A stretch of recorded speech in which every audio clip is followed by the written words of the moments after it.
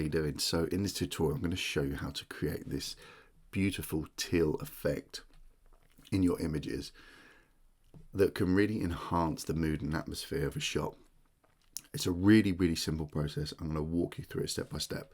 So let me reset this and we'll get to it. So this image is very flat, and the reason for that is obviously the light, and there's nothing we can really do about that. But what we can do is manipulate the color so that we can create more contrast and more atmosphere to the image. So let's make a start. The first thing I'm going to do is just bring this contrast down, because we're going to be adding it back later in the curve tool. I'm also going to bring the highlights down as well, just to really suppress the image and just try and really pull them highlights down. I'm going to bring them shadows up to around +50. There we go. And the whites and the blacks, the whites I'm just going to bump up just a little bit to around 10, and then the blacks I'm going to bring them down to around there. That looks pretty good. So what I'm going to do is add quite a lot of texture, a lot of clarity and dehaze to this shot. And the reason why is because I want it to help separate these different layers that we've got. So the background, the foreground and the middle ground. So that's going to help us do that. So I'm going to push the clarity up to around 42, around there. That's pretty good. That's looking a lot better already. And the dehaze, I'm going to push that up to quite high actually, into the 60s. So I know that looks pretty extreme at the minute, but once we manipulate the colors, we will then have a better contrasting image. So you can see already what we've done there by just adjusting these settings here. We've almost separated each section. So we've got the foreground, the middle ground, and the sky there. They're separated, and that's what we want. That's looking good. So moving on to the tone curve, I want to add my 3 points. There we go. And I'm going to just bring the highlights down a smidgen, and then the midtones I'm going to bring them down a little bit to around there. And then these blacks, I'm going to pull these down, so we're adding a nice bit of contrast to that shot. And then I'm just going to matte the blacks off. So to do that, we're just going to click the bottom and just push this up a little bit to around there. That's looking pretty good. So it's quite a steep adjustment there on the blacks, but that's what we want. I might just come back up to these whites here and just push them up a little bit, so we get a little bit more of a stronger S curve there. There we go. That looks pretty good. So if we look at that, you can see what's happened there. We've just really increased that contrast. That looks pretty good. So now what we want to do is manipulate the colors, and this is where we can actually make the image pop a little bit. So let's start off in the hues. I'm going to go to the oranges and just drop them a little bit to around -10. And the yellows, I'm going to drop them a little bit more to about there. And the greens, I'm going to completely drop them down, so we're more into the yellow spectrum rather than the green spectrum. And then I'm just going to come to the blues and just drop them down to around -20, so we get this more of a aqua vibe going on into the sky there, which I think looks pretty interesting. Okay, let's move on to the saturation. So I'm playing around with how powerful these colors are. So it's not the brightness, it's the saturation, it's how much color is actually visible. So let's drop the reds down. We only need to go to about there. And the oranges, I'm going to boost them up actually to around 44, 43, around there. And the yellows, I'm just going to bump that up a little bit to around +4, 3, around there. And again, depending on what foreground you've got, will determine how much you want to push that. The green, I'm going to drop to -100, because I just want to take the sting out of that foreground there. And I'm going to do the same with aqua, but just not as much. I'm going to come to around -50, so just sort of halfway. There we go. That's looking pretty good already. And then drop the blue a little bit more to -17. You can see instantly what that's done to the sky. It's just corrected that. And let's look at the purple and magenta. I think I'll probably do the same, but to around -50. There we go. So purple and then magenta. That's looking pretty good. So we just look at that. You can see just color correcting what that does. Just stripping them colors back, it works. So let's go to the brightness, the luminance, and let's just play with this. So let's bring the red down -10. Same with the orange. We only need to bring them down a little bit because there's not actually a lot in there.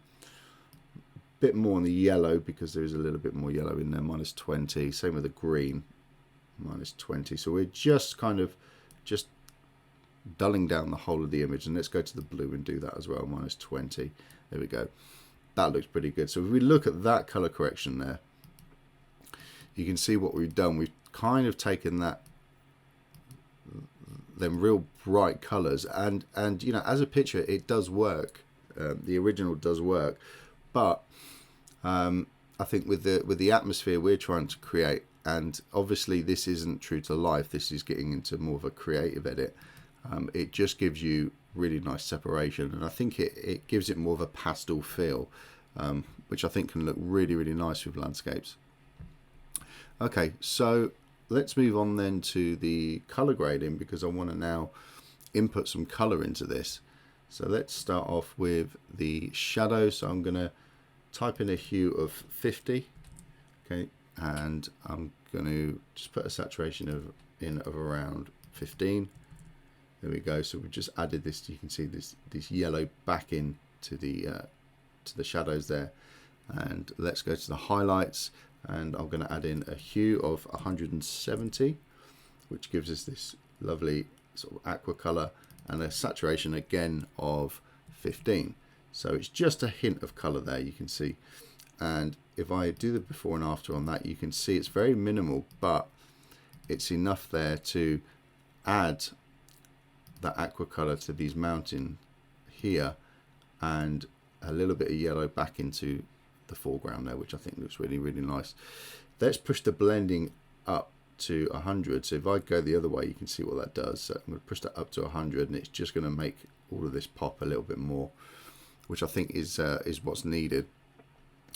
Let's come down and to the sharpening. Let's just add a little bit up to around 25, I would say.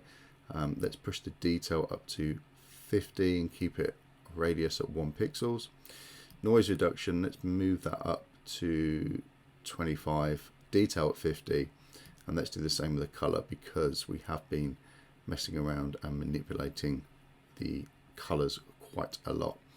So I think that's looking pretty good. Now we could come down here, and let's just click on remove chromatic abrasions and enable color profile. If you've got a lens profile there, that always helps.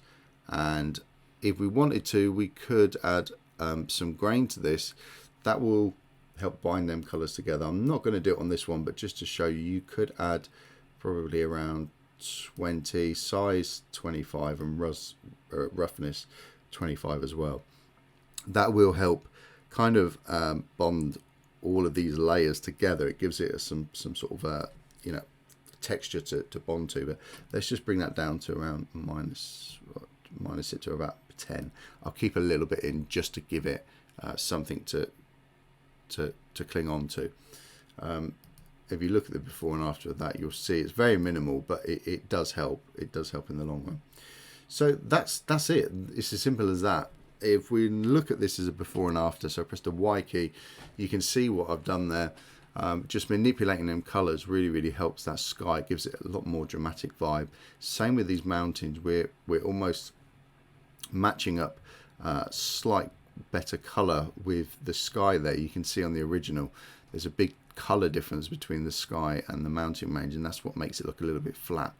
So that looks a lot better in my opinion. And the grass, you can obviously manipulate that and change. You could change the saturation a little bit more, or even the hue a little bit more. You could just come onto the selector here, select the color, and you can see there's yellow and green in there. So you can change that to whatever suits your picture. It's well worth just tweaking these and maybe going into the saturation and doing the same, just going over it, just to maybe dull it down a little bit more so it's more in that aqua range, and we can do the same with the brightness as well. So we can just maybe just pull that down a little bit. There we go. So that kind of now looks a little bit better just by doing that by eye. If I come down to the bottom here where we've got the history, you'll see where I made them adjustments, which was from there. So you can see what that's done. It's just taken the sting out of that foreground, which I think is needed. So that looks a lot better. So yeah, it's a very, very muted pastel kind of look.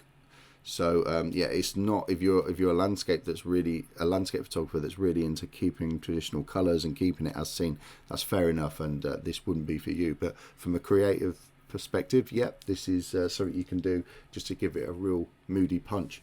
So I hope that's helped. I look forward to seeing your images, and I'll see you in the next video. Take care. Bye bye.